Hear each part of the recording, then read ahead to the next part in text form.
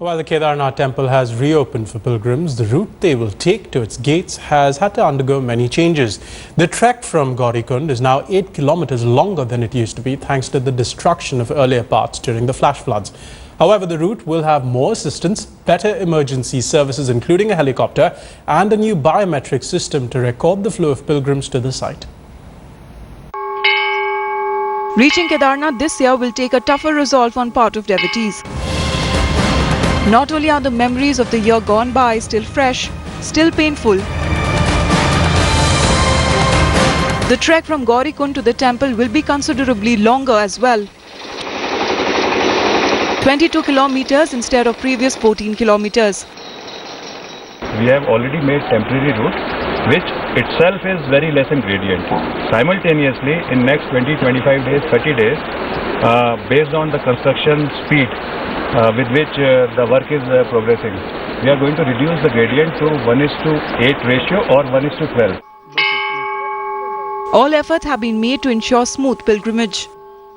We have done the all necessary as well as the flower decoration, paintings, bhandaras, and this pathway right from bridge to this main temple. And our pujaris, Ved parties, engineers, executive officers, and medical teams all are here, and they are ready for the welcome the pilgrims coming over all over the India. State Disaster Response Force personnel and the ITBP Jawans have been requisitioned in large numbers.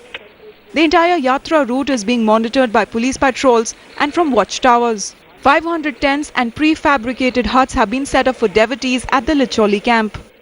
Tents like these are being set up at several places for pilgrims to rest and perhaps stay overnight should they find climbing 21 kilometers extremely difficult in one day.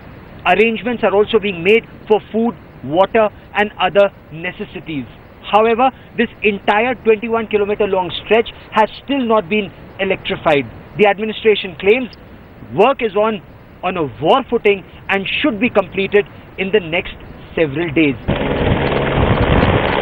A helicopter service has also been started, not only to ensure smooth travel, but also to help in evacuation if needed.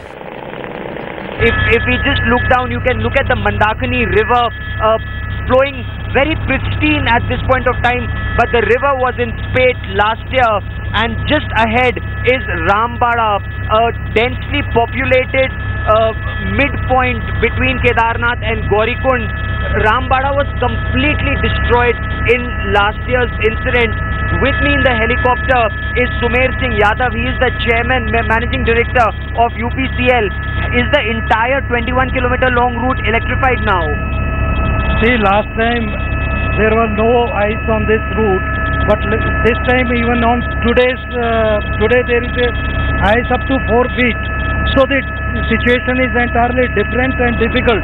But still we are taking care and we have changed our strategy. Now we are providing cable instead of overhead lines to ensure that the power supply is given before the date with the door.